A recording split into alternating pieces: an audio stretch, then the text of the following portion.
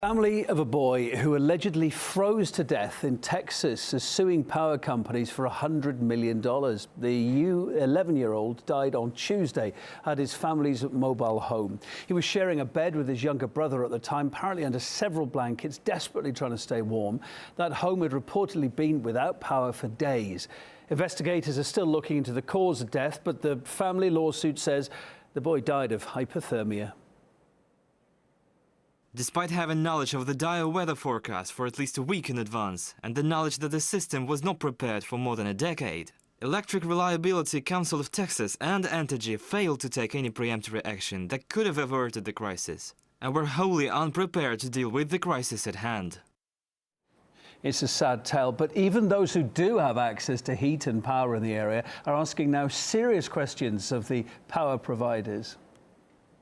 I'm pretty much paid $9 a kilowatt for electricity, but I was very conservative with my electricity, so I have no idea exactly why this bill is so much, but it's steadily going up. I absolutely cannot afford it. I'm not exactly sure, who can. It's gotten to the point where some people have totally turned off their power because they can't afford it. Enough is enough. They just can't afford it. It's a basic necessity for living. Basic utilities should not cost thousands.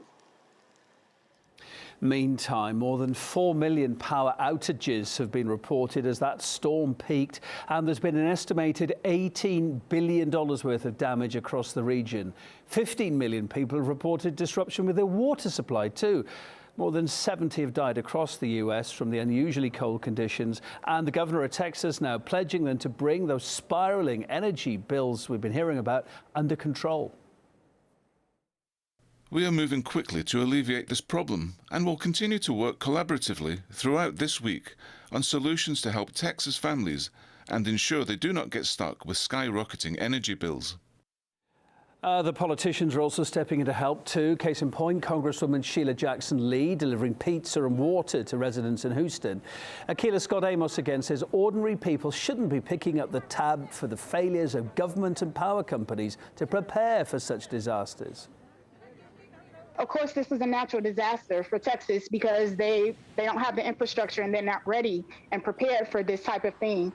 But again, why should the working class or the middle class have to pay for that? This needs to be deregulated because the government needs to step in. There's no way this should be monopolized so that they can charge whatever it is that they want to everyone.